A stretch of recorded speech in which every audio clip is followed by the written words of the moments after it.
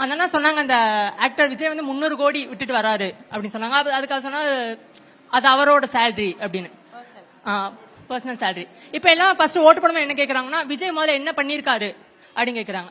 அதே மாதிரி இப்ப வந்து ஸ்டாலின் அவெல்லாம் பண்றாருன்னு வச்சுக்கோங்க, அது வந்து அவங்களோட பட்ஜெட் அவங்க பண்றாங்க. இப்ப விஜய் வந்து அது வந்து அவரோட பட்ஜெட், அது பண்றதும் பண்ணாததும் அவரோட விருப்பம். இவர்கிட்ட காசு இருக்கு பண்றாரு, அவர்கிட்ட காசு இருக்கு அது பண்ணல, அவ்வளவுதான் வித்தியாசம்.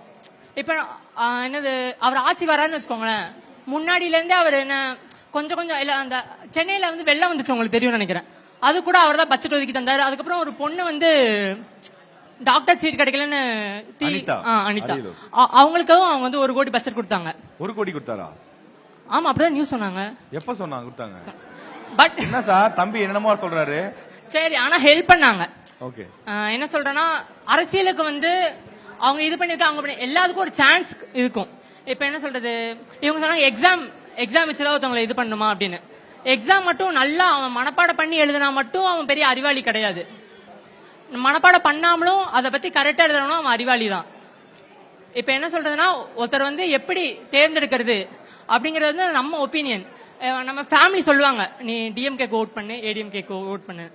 ஆனா நம்மளுக்கு தெரிஞ்சது இப்ப அவங்களுக்கு வந்து என்ன சொல்றது சிந்தனைகள் ஓல்டு பேஷன் தான் ஃபாலோ பண்ணுவாங்க. என்ன டிஎம்கே காசு தராங்க, நான் டிஎம்கேக்கு போயிருக்கேன் 200 ரூபாய் வாங்கினேன்.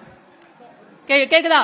200 ரூபாய் எல்லாரும் வாங்கிருப்பீங்க இல்ல, எல்லாம் அவங்க வீட்டு வழியா போயிருப்பாங்க. எல்லாரும் வாங்கிருப்பாங்க அப்படிலாம் கிடையாது, எல்லாரும் வாங்கிருக்காங்க. இது எனக்கு தெரியும், எனக்கு தெரியும் எல்லாம் வாங்கிருக்காங்க. இப்போ நீங்க இதுக்கு எனக்கு ஆப்போசிட்டா பேசினா கூட எனக்கு பக்கத்துல இருக்கவனே நம்ப முடியாது. அவன் வந்து யாரு கட்சி யாருக்கு பேசியிருக்கான். இப்ப என்ன சொல்ற, இப்ப நீங்க இவ்வளவு கேள்வி கேக்குறீங்க. நம்ம கேள்வி என்ன, இருமொழி கொள்கையா மும்மொழி கொள்கையா? அது விட்டு நான் என்னோட ஒப்பீனியன் சொல்லிட்டு இருக்கேன், நான் அப்படியே சொல்லிட்டேன். ஓகே எல்லாரும் 200 ரூபாய் வாங்கிட்டு ஓட்டு போடுற போது ஃப்ரீயா இப்ப விஜய்க்கு வந்து பாத்தீங்கன்னா 1 ரூபாய் கூட கொடுக்கல. அது எல்லாத்துக்கும் தெரியும் நினைக்கிறேன். வரல வந்தாதானே தெரியும். வந்தாதான் தெரியுமே. வருவாருல ப்ரோ, வருவாருல. டிவிக்கே தான், எப்பயுமே டிவிக்கே தான். என்ன சொல்றது, யாருக்கும் 1 ரூபாய் கூட கொடுக்கல, அது எல்லாத்துக்கும் தெரியும். 1 ரூபாய் கூட இல்லாம வந்தது.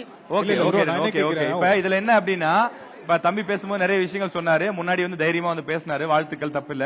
இப்ப இங்க கூட நிறைய மாணவிகள் பேசுனீங்க, மாணவர்கள் பேசினாங்க, இதுக்கு முன்னாடி கூட பேசுனீங்க.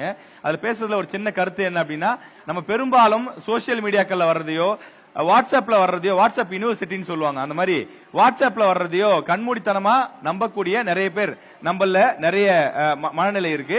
அது எதையும் தயவு செஞ்சு நம்பாதீங்க. வாட்ஸ்அப்ல வந்தாலே 100% உண்மையாதான் இருக்கும் அப்படின்னு நம்பிடாதீங்க. எல்லாத்தையும் சந்தேகத்தோடய பாருங்க. இப்போ ஒரு விஷயம் வருது அப்படின்னா அது உண்மையிலே அது உண்மைதானா அப்படிங்கறத நீங்க சரி பார்க்கணும். பொதுவா எப்படி சரி பார்ப்பீங்க?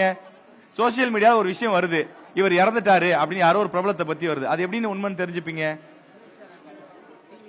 நியூஸ் சேனல் பார்த்து தெரிஞ்சுக்கலாம். அப்படி இல்லைன்னா அவங்களுடைய அதிகாரப்பூர்வ பக்கங்கள் இல்ல அதிகாரப்பூர்வ இணையதளங்கள் இருக்கும், அந்த பேஜ்ல போய் பார்த்து தெரிஞ்சுக்கலாம். ஓகேவா? இதுதான். அதே மாதிரி நியூஸ் தமிழ் தொலைக்காட்சியை தொடர்ந்து பாருங்க. நியூஸ் தமிழ் தொலைக்காட்சி மட்டும் இல்ல, எங்களுடைய யூடியூப் இருக்கு, பேஸ்புக் இருக்கு, ட்விட்டர், இன்ஸ்டாகிராம், இந்த மாதிரியான சமூக ஊடகங்கள் இருக்கு. இதுல உண்மையான செய்திகள் உடனுக்குடன் வரும். அதையும் நீங்க சப்ஸ்கிரைப் பண்ணி வச்சுக்கிட்டீங்க அப்படின்னா நீங்க உண்மையான செய்திகளை அடிக்கடி தெரிஞ்சுக்கலாம். நீங்க இந்த மாதிரியான ஆத்தென்டிக்கான விஷயங்களை ஃபாலோ பண்ணணும் அப்படிங்கறதா இந்த நிகழ்ச்சியின் மூலமா உங்களுக்கு தெரியப்படுத்தணும்னு நினைக்கிறோம். அதனால சோசியல் மீடியால வர்றதை கண்மூடித்தனமா எல்லாரும் நம்பாதீங்க அப்படின்னு கேட்டுக்கிறோம்.